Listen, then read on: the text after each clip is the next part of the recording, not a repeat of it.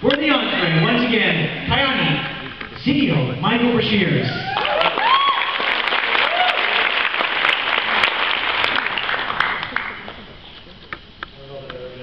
I don't know that I've ever been called an entree.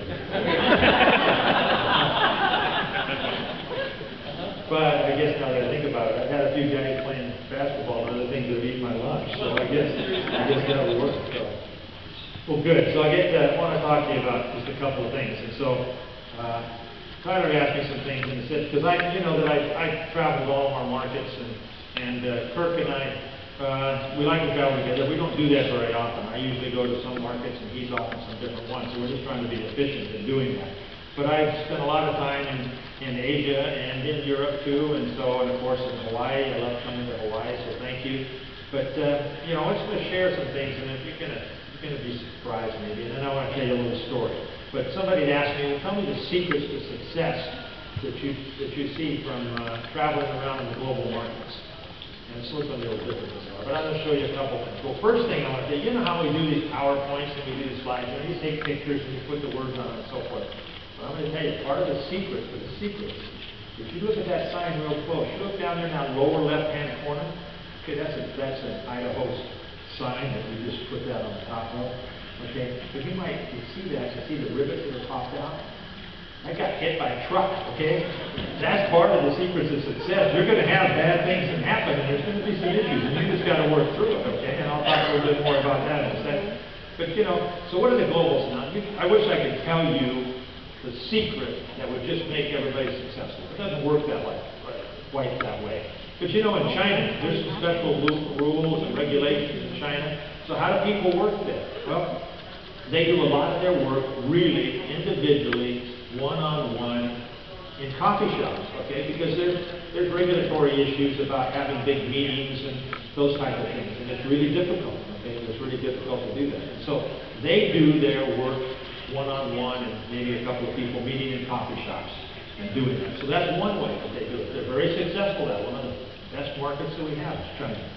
In Japan, pink tea, okay, I think some of you heard the pink tea group, but they get together in some small groups in the homes and different areas, and that's part of the way that they build, okay? And so the pink tea group, and Baku Baku, and so, okay, in Europe, okay, what's being used in Europe? What are the secrets in Europe? Well, they do some of those same ones I just talked about. There are more and more people that are using it Connect as a recruiting tool, okay, and as a tool to teach their new distributors what to do as they come in. In India, a new market, okay, so what are they doing in India? Okay, it's different than that. They come and they use the office, okay? Kids been down there a lot, but they gather in the office. And Stephen Hatch was describing this to me, but that's part of their training and recruiting as they bring some recruits into the office and deal with them in the Kyani office. And so, what is the secret to really, there is no secret, but what is the common thread that's in all of this?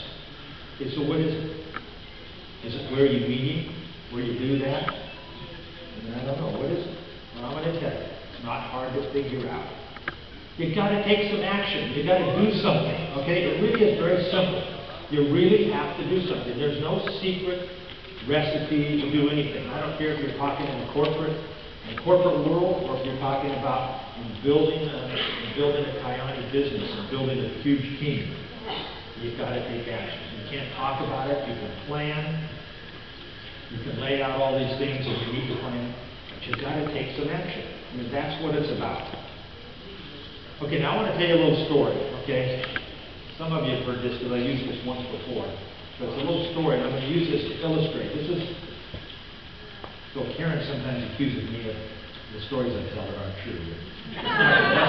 That's not true.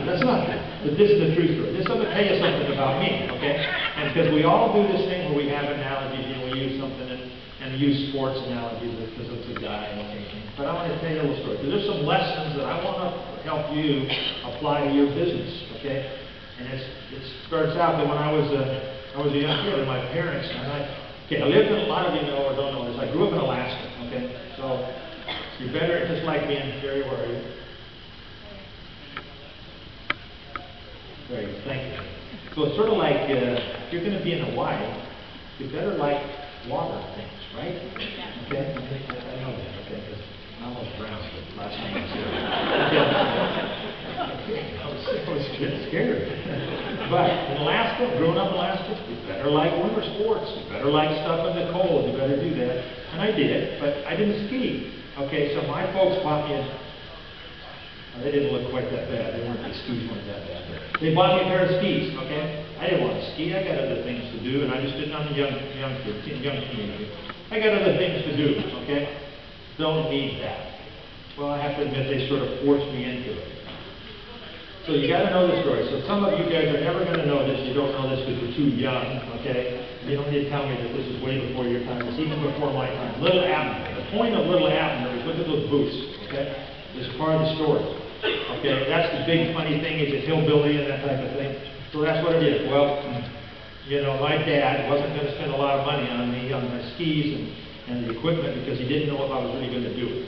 Okay, and so he got me a pair of old army boots, surplus army boots, and that's what I learned to ski. That was my first thing. That was the funny, weird-looking army surplus boots that I had. Now, here's the rest of the story. Let's start to fill this in. So I had to go to this slope, and so this was a unique kind of place because you drove to the top of this slope, okay, this little mountain slope. That's where you went, was to the top of the slope. You didn't go to the bottom and take a lift up. You started at the top. Sort of unusual. But guess what? There was only one thing to do, and that was to go down, okay? Now, I never skied before, and I really had never skied before. So I didn't know anything about skiing. Now, again, I don't know what the move is in surfing, but the only thing I knew, because I'd seen it done, is snowplow. Okay, that's a snowplow. You put your skis together like that, okay? How many of you ski? How many of you ski? Okay, all right, that's cute. How many of you seen it on TV? Come on. Okay, so you know what I'm talking about. Well, for proficient skiers, you have your skis parallel. You're not snowplow. But anyway, so there it was. That's the only thing I knew how to do. I'm at the top of the mountain. You know, I'm going to ski, so I got to go down. So here's the picture. So, you know, okay, it was in, like I said, there was, I don't know what it was, 13, 14, or whatever it was. And so here's all the big high school kids with their slick skis and all that kind of stuff, and they're lined up on the top part of the mountain. And here's this hillbilly kid with these big boots that doesn't know how to turn, and all he can do is go in a snowplow. And gets pushed off the top of the hill, and I'm going down the top of the hill, and here they are all lined up. And it goes clack, clack, clack, clack, clack, clack, clack, across all of their skis. And I mean, I made a mark across all of them, so you can imagine the impression that I made. But here's what happened. I mean, that was my first exposure. But I decided that I loved that sport. Okay, even in spite of all of those things, I loved that sport. I met somebody in a church, and he was on the ski patrol. And I said, I want to ski. I want to learn to ski. And he said, okay, I'm going to teach you. I'm going to be your mentor. He didn't use that word. He said, I'm going to teach you, okay? But he said, here's the thing. Just like you and your business, he said, here's the thing. I don't care if it's a blizzard and it's snowing and you can't see, and where we ski, there's a lot of wind. He says, if there's a big wind that's blowing, I don't care. You're going to ski it. If it's foot powder, it's beautiful. If it's hard packed ice, you ski it with me, because you make a commitment to do it, and you're going to learn to ski. And I'll teach you on all of those kinds of things. And so he did, and I made that commitment. And like I said, he was on the ski patrol. I went, and so every weekend we were doing that, and I learned, and I become proficient at that. Okay, and I just got good enough. I was on the ski patrol in Alaska and become a very proficient skier. And I went to University of Utah, and I left Alaska, went to University of Utah. I probably majored more in skiing than I did in some of the other engineering and business professions I was supposed to be doing. But there wasn't a slope that I couldn't ski. I was afraid of no slopes, okay? And so I wanted to share some lessons, okay? So you take that, okay? That's a life lesson type of thing that's applied myself in all aspects that I've done in my corporate life, and that you can use in your business. Okay, what are those lessons? Number one, okay, ignore the critics. Their judgments don't make any difference. Okay, so here was this thick-looking kid in a pair of goofy-looking boots that ran over the back of their skis when I'm trying to learn. Okay, well, I'm going to tell you that none of those kids that were there They never learned to ski like that. They never served on the ski patrol. They never did that. They never skied at the level that I did, okay? So ignore that judgment. So Christopher was up here earlier. So your cousin, I think you said that was, if you know, you say, oh, that's just a bunch of baloney about the products, and she didn't give up. She kept calling you. That's the same kind of thing.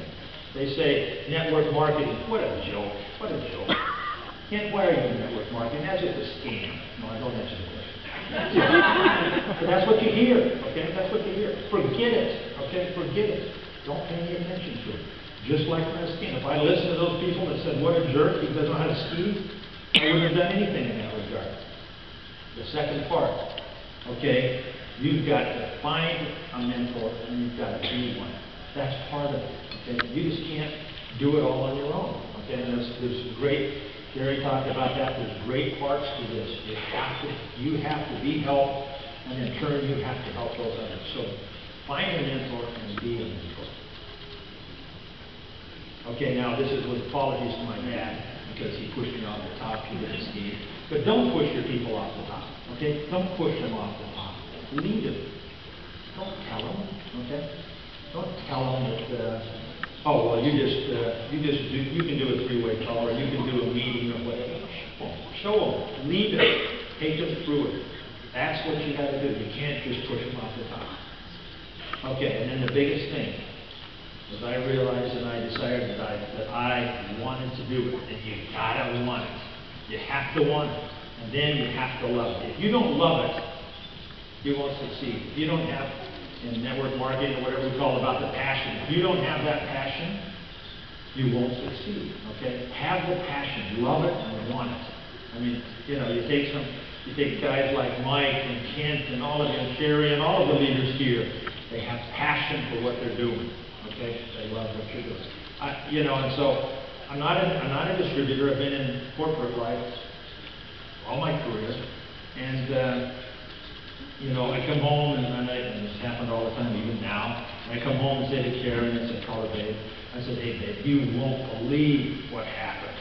You won't believe this and that happened. This blew up or whatever. And she said, just go to work. You love it. Because she knows, okay? She knows. I do. I love it, okay? I love it. And that's what you got to do. And you got to love it, and I'll tell you why. And you got to have that passion, because bad stuff happens, okay? And it will happen. I don't care how successful you are in your business. So Mike can tell you that, Kent can tell you that. Anybody that's been in the business, okay, bad things happen. Bad things happen in the corporate world, okay? It's not all roses. I just put up some there from a corporate perspective. Some of these impacted you. Tahiti, you know, they shut us off on the sunrise. We have to do something. You got to keep going. You got to make something happen. Norway, I mean, we're dealing with that before I came over here. Was dealing with that. They come and said, you can't import your product into Norway now. And I mean, it's just regulatory things. It's just stuff that we have. But things happen. European sunset, I can tell you this, and some of me and I even know this, sunset, it's a major part of our product mix, right? Okay? And so what happened? Europe, not Norway, not Tahiti, but Europe said to us, you can't import sunset into Europe. We said, why? And they said, well, you got to have this number, and you got to get this, and you got to file this paper and this paper. And I mean, it was a long story about why they were doing it. And so what do? So here we had one of our major products, we couldn't get it into the market. So what do? You just give up and go home, okay? No, you just keep going. So what we ended up doing is setting up a manufacturing operation in Europe, okay? Because we had to solve the problem. We weren't going to stop. Another one, you have leaders to lead, okay? Okay, that's not the end, okay? It happens, okay? So bad things happen. What do? I'm telling you, and if it's in corporate life or it's being a distributor, every day you get up and go after it. Now, don't look at this picture too close, because I think the clock says 11 o'clock. No. That's not telling you to get up at 11 o'clock. No. That's not what it means. But the point is get up and go after it every day. That is so important, okay? And I don't care if you're talking about being a distributor, okay, and when all the things that happen you just have to keep going. And that's such a truism for the corporate life. If people give up, they're never going to achieve anything. And it's not easy. Nobody's going to tell you that it's easy. Okay, so just to conclude with a couple of thoughts. So, you got to have some focus. You decide what your focus is going to be. So Sherry, I liked your $1 million or a penny doubled and so forth. But the thing is you got to make that commitment. You got to have that focus. Okay. So if the goal was that you were going to, even if now everybody knew, you asked that, everybody knew what the answer was about the penny doubling. But I thought about that because you said, well, wait a minute, you got to drive an hour. Okay, that makes you think about it. Because sometimes people have that vision, but they won't keep going for it. They'll have the vision, but they won't keep going, and they won't make the sacrifices to get there. And there are sacrifices. So what's your focus? Okay, you got to understand that. I want to make just one point about those footprints across the sand. And I use the footprints here, and I'll use it for something else in skiing and so forth. But you have to look at your goal. You have to look at your goal as to what it is. Because if you're trying to, in this case, if you've got a goal to walk toward this point on the beach, in some places I've done that at Oregon, where it's got some straight beaches and so forth. And if you're watching the feet, and you look back, you're going over like this. But if you lift up your eyes and you look at your goal and your vision, okay, then you're going to get there, and you're going to go on a straight path. I'll also tell you, when you're skiing, and I skied and I don't ski much anymore, I don't ski anymore, but if you look at your skis, when you're skiing, you look at your surfboard, you're going down, okay? If you look at your skis, when you're skiing, if you ski like this, you're going down. You got to ski, you got to have your focus on what you're doing. You got to have your focus on your goal. And I'll tell you another one that I learned, and some other time I'll tell you the story. I played ice hockey. And in Alaska, because like I said, winter sports, and I even played on some semi-pro teams when I went down to school. But everybody's seen it on TV. You watch the Stanley Cup or whatever. I know even in Hawaii they show it occasionally on TV. But when you're stick handling, okay, you got the puck, okay. You guys know what hockey is. You've seen it on TV. Yes. Okay. You know, you're stick handling, you're going down. Okay, you know that in hockey is a rough sport. Okay, you get checked, you get run into. The thing you do is if you look down at that puck while you're going to stick handling, you're going down because you're going to get checked. You got to have your head up, and you got to be stick handling, and you're looking at that goal, you're looking at where you're going to pass.